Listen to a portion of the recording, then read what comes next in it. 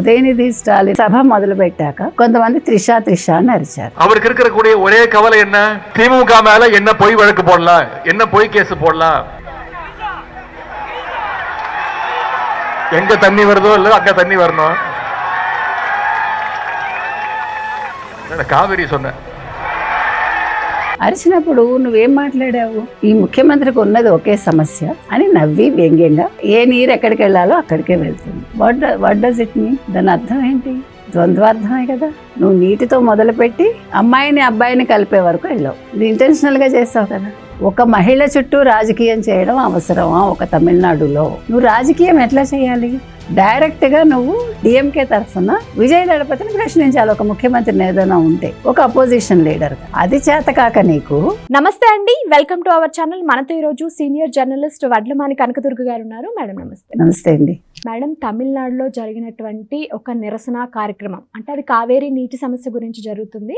అందులో ఉదయనిధి స్టాలిన్ గారు ప్రసంగిస్తున్నారు. అయితే ముందుగా ఉన్నటువంటి కొంతమంది ప్రజలు త్రిష అని చెప్పేసి కొన్ని వ్యాఖ్యలు చేసేసరికి ఈయన ఒక పదం అన్నారట. సో ఆ పదం అనేది ఆడవాళ్ళని ద్వంద్వార్థం పలికేలా ఉన్నదని చెప్పేసి ఇప్పుడు ఆయన మీద కేసు నమోదు చేస్తున్నారు. దీని గురించి వివరంగా చెప్పండి మేడం.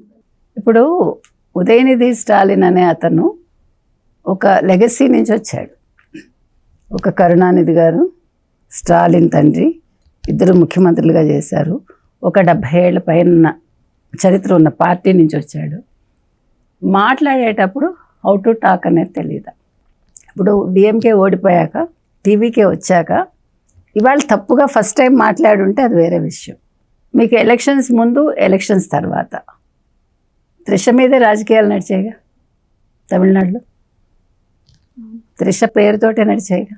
త్రిష పేరును కలుపుతూనే నడిచాయిగా. ఇంకా కలుపుతూనే ఉన్నారుగా. ఏం చేశాడు ఉదయనిధి స్టాలిన్? అసెంబ్లీలో ఏం మాట్లాడాడు? ఒక మహిళ కోర్టులో విడాకుల కోసం ఎదురు చూస్తోంది అని అన్నాడు కదా. తప్పు కదా. విజయ్ దళపతిని ఉద్దేశించి, ఒక ముఖ్యమంత్రిని ఉద్దేశించి ఇండైరెక్ట్గా అక్కడ త్రిషను మెన్షన్ చేయటమే. త్రిష కోసం అక్కడ ఆవిడ విడాకులు ఇవ్వడానికి రెడీగా ఉంది అన్నట్టుగానే కదా అర్థం. ఎన్నికలకు ముందే త్రిష, విజయ్ కలిసి ఒక పెళ్లికి వెళ్ళారు. ప్రజలు ఏమనలేదు, యాక్సెప్టెడ్. ఇద్దరి మధ్య స్నేహం ఉండకూడదు, ఆడామగ మధ్య. మనం ఎప్పుడూ ఒకే దృష్టితోటైనా చూడాలి. మంచి స్నేహితులుగా ఉండొచ్చుగా. ఇద్దరు ఒకే ఫీల్డ్కి చెందిన వాళ్ళు. ఇప్పుడు నేను వేరే వాళ్ళతో ఉంటే మీరు తప్పుగా తీసుకోకూడదు, కానీ మీరు వేరే వాళ్ళతో ఉంటే నేను తప్పుగా తీసుకోవాలి. ప్రజలు అంగీకరించారు కదండి.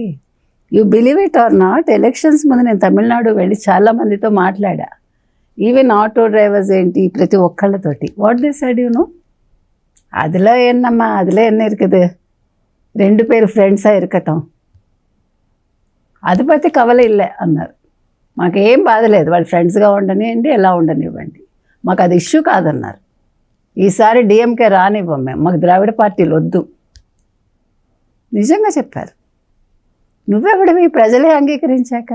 ఒకవేళ నిజంగా వాళ్ళిద్దరి మధ్య ఏదైనా ఉందా అనుకోపోని, అది ప్రజల ఇష్టం, వాళ్ళ ఇష్టం. నువ్వెవడు మధ్యలో? నేనెవరు మాట్లాడటానికి? నువ్వు రాజకీయం ఎట్లా చేయాలి? డైరెక్ట్గా నువ్వు డిఎంకే తరఫున విజయ్ దళపతిని ప్రశ్నించాలి. ఒక ముఖ్యమంత్రిని ఏదైనా ఉంటే, ఒక అపోజిషన్ లీడర్గా. అది చేతకాక నీకు.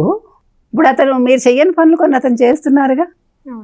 కొత్తవాడే రాజకీయాలకి, కానీ హీఈస్ ఏబుల్ టు డూ. మరి అది సహించలేక మాకు పదవి పోయింది, మా చేతిలో పదవి లేదు ఇప్పుడు అనుకుని మీరు ఇట్లాంటి మాటలు మాట్లాడటం. మీరు అన్నట్టుగా నిన్న తంజావూరులో కావేరీ నీటి సమస్య మీద, ఇది ఎప్పటి నుంచి ఉండే సమస్యే.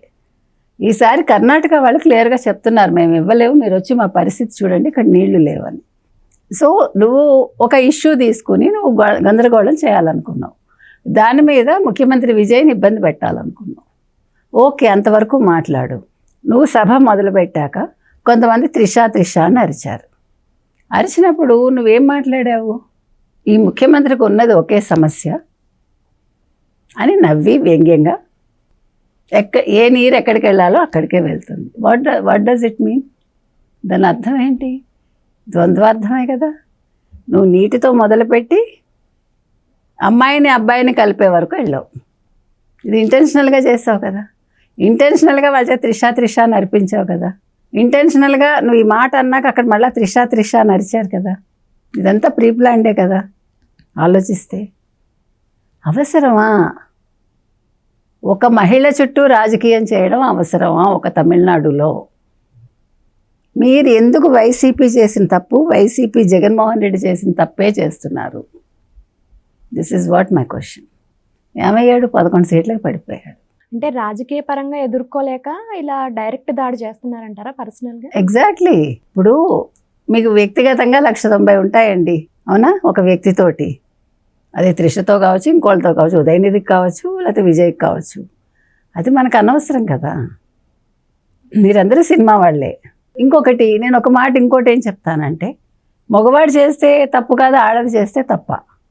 ఇప్పుడు నా పేరు ఒకరితో మీరు లింక్ చేస్తారండి అనుకుందాము, నా పేరుతోటి లింక్ చేస్తారు. మీరు ఎప్పుడు గుర్తుపెట్టుకోండి, ఆడవాళ్ళ పేరుతోటి మగవాడిని లింక్ చేస్తారు తప్ప మగవాడితో ఆడదాన్ని లింక్ చేయరు. మీరు ఎక్కడైనా గమనించండి. వాడు తప్పు చేసినట్టు కాదు, నేను తప్పు చేసినట్టే.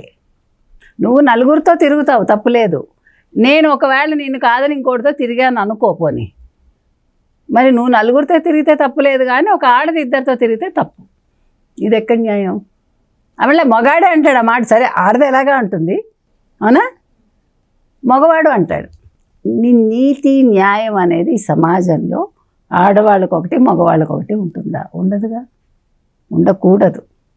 మరి డిఎంకే మీరు ఏం తీసుకొచ్చారు? సమానత్వాలు ఇవన్నీ ఇన్ని సంవత్సరాల్లో. What you learned from your grand father and your father? ఇప్పుడు చెప్తున్నారు ఆయన, నేను అలా డబల్ మీనింగ్తో ఏం మాట్లాడలేదు. సరే నేను చెప్తానండి కదా అనేసి, నేను అసలు ఆ ఉద్దేశంతో అనలేదు, కానీ అందరికీ అర్థమైంది కదా, నవ్వారు కదా.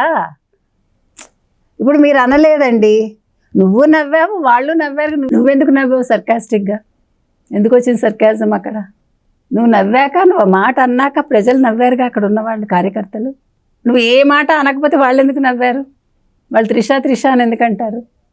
అసలు మీరు చెప్పండి పోనీ, ఒక థర్డ్ పర్సన్గా. అంటే నా ఇంటెన్షన్ మీకు అర్థమైంది. మీరు అబ్జర్వ్ చేయండి, ఉదయనిధి ఒకలా సర్కాజంగా నవ్వుతాడు కొన్ని సందర్భాల్లో. This is not the first time. మీకు అర్థమైందా? అతను చాలా, అంటే మేమే అంత, రాజకీయాలంటే మాదే, డిఎంకేదే, నెక్స్ట్ ముఖ్యమంత్రి నేనే అనుకున్నాడు. అది జీర్ణించుకోలేకపోతున్నారు. సో నేను మిమ్మల్ని బాధ పెట్టాలంటే మీకు ఇష్టమైన వ్యక్తి పేరు చెప్పి కించపరిస్తే మీరు బాధపడతారు. అర్థమైందా? నాకు సేవ లేదు మిమ్మల్ని డైరెక్ట్గా ఎదుర్కోవటానికి. అందుకని ఎప్పుడూ కూడా మీరు ఒక తల్లిని తీసుకొస్తారు, ఒక భార్యను తీసుకొస్తారు, ఒక చెల్లిని తీసుకొస్తారు, ఒక కూతుర్ని తీసుకొస్తారు, లేదు ఇంకో మహిళని తీసుకొస్తారు. మీరు గమనించండి, ఇది సొసైటీలో జరిగేది. కానీ నువ్వు చదువుకున్న వ్యక్తిని అనుకుంటావు, ఒక నటుడివి నువ్వు, ఒక రాజకీయ నాయకుడు నువ్వు, ఇంత పరిపక్వత లేకుండా మాట్లాడటం ఏంటి? So you are fit for nothing. నువ్వు మళ్ళీ రాజకీయాల్లో తగవు. నెక్స్ట్ డిఎంకే రాకూడదు, అది నేను చెప్తున్నా. ప్రజలు గట్టిగా నిర్ణయం తీసుకోవాలి. విజయ్ నెక్స్ట్ ఎలక్షన్స్ వస్తారా రారా తర్వాత విషయం. విజయ్ కాకపోతే ఇంకోరు వస్తారు, కానీ డిఎంకే రాకూడదు, అది మనం చెప్తాం. Thank you madam. Thank you.